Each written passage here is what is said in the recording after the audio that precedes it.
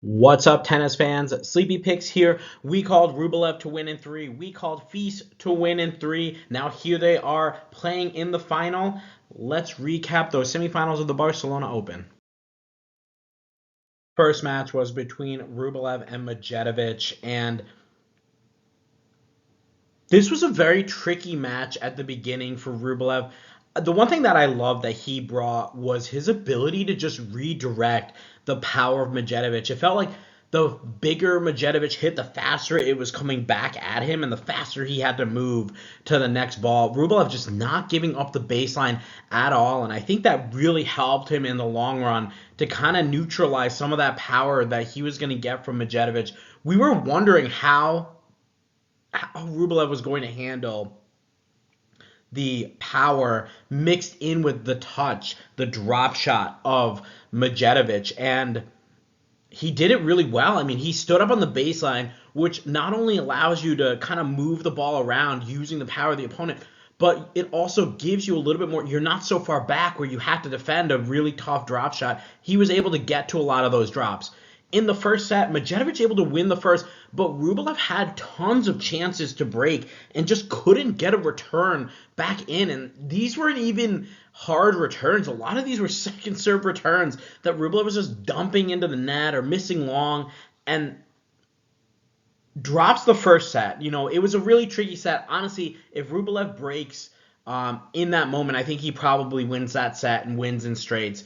But Medjedovic able to get it to 3-all and then moves in and gets a break himself and then is able to win that set against Rublev. But we've talked about all tournament how Rublev's been able to kind of keep his head on and keep himself in control and not let the emotions get the best of him. And that's exactly what we saw today. He kind of just buckled in, started to make a few more returns, got his break points again, and was able to convert this time. And he just ran through Medjedovic towards the end. And it looked like at the end, the Medjedovic body was a little bit weaker and just wasn't able to play or wasn't able to move as well. And towards the end, I mean, the last like 3 or 4 games was just all Rublev.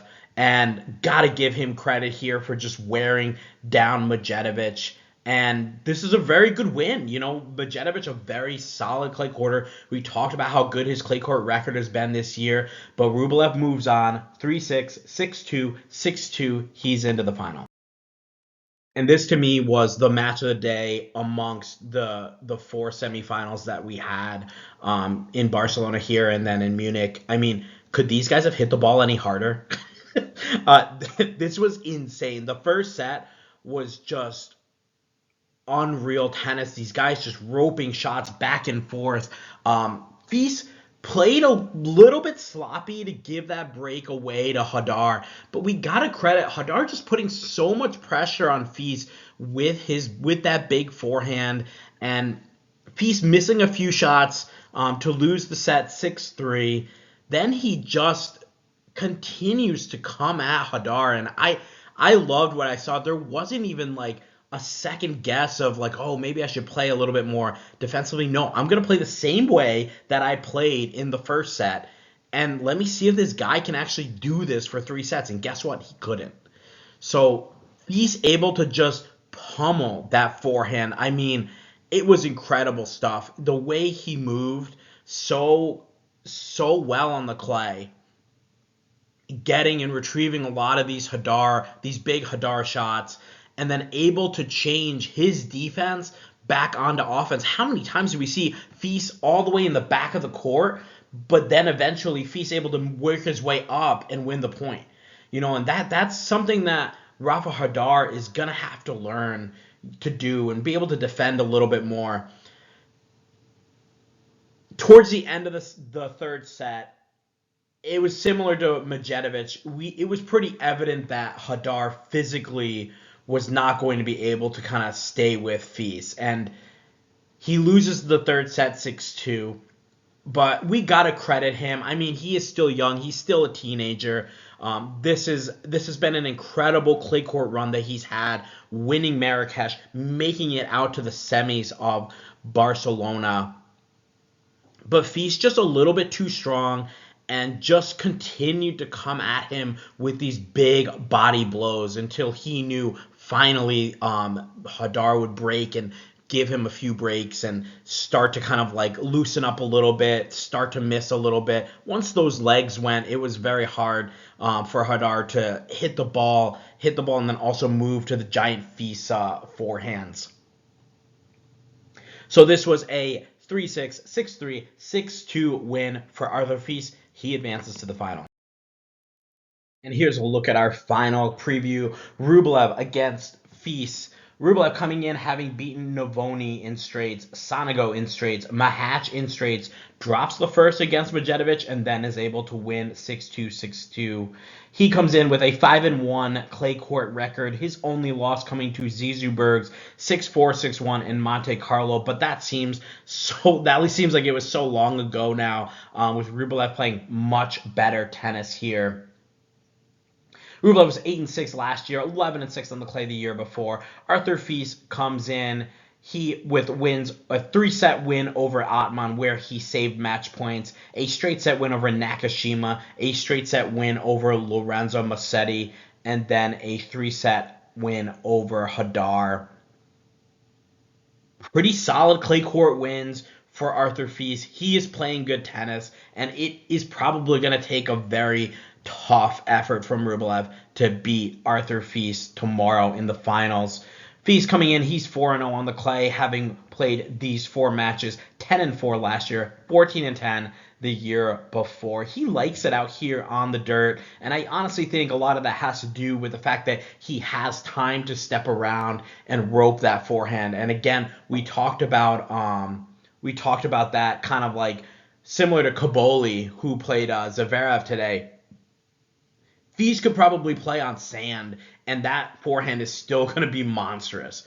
He just hits it so big, and it'll be interesting to see how Rublev is going to be able to neutralize that shot, or if he's going to try to target the backhand a little bit more.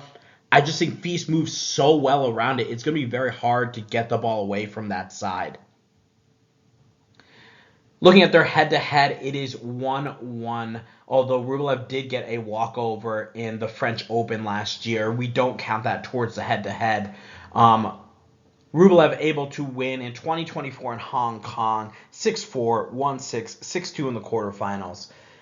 Then Fils was able to avenge that loss in Monte Carlo on the clay last year in 2025, winning 6-2, 6-3. And we remember in Paris, Fils had to withdraw because of the back injury, which has kind of plagued him since a few months ago, where he was able to come back and start everything over in, I believe it was Doha or Dubai. Let's see. He started out in Montpellier, actually. Remember, he played his first 3 matches, got out to the quarters, lost to Felix, who he was able to avenge that loss in Indian Wells. He's just been getting better and better every single tournament, and I think it's finally time for us to crown Arthur Fils as a tournament champion this year. He's been playing very solid tennis so far. Looking at this matchup a little bit deeper, guys, I liked what I saw from Rublev being able to deflect the powerful ground strokes of Medjedovic. Is he going to be able to do the same against Fils?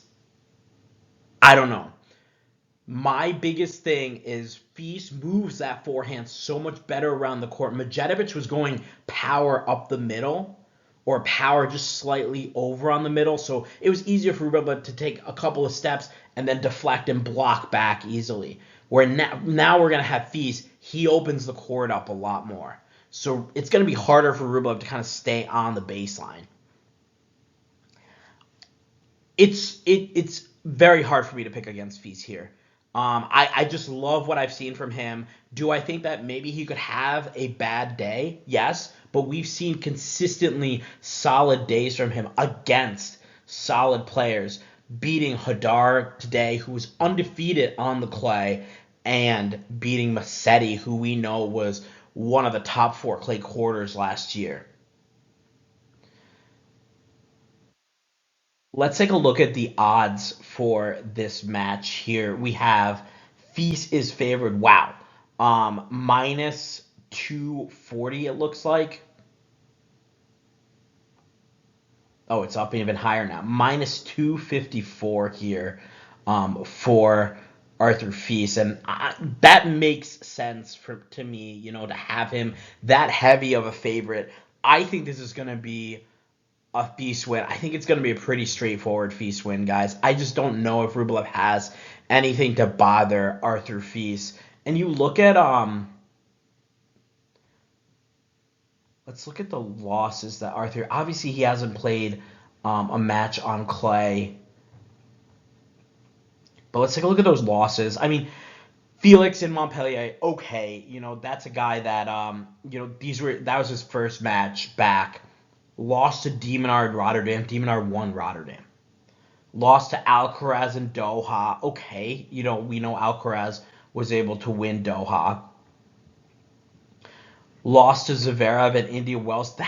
That's probably my one head scratching loss. Because the rest of them, I'm kind of explaining away that okay, he's been trying to come back and find the rhythm, but he found a solid game against in Indian Wells, beating Prismage, Fuchsovich, Felix, and then losing in straights to Zverev. So that was a little bit of a head scratcher for me. Then he lost to Lehechka in Miami, and that was the one in the press conference that he kind of said he really just didn't have anything left to give after that Tommy Paul win, that 3-set win over Tommy Paul. He just didn't have much to give there. So I just think that it's gonna take a very tough effort from Rublev to beat Feast, and I don't know if I really see it happening.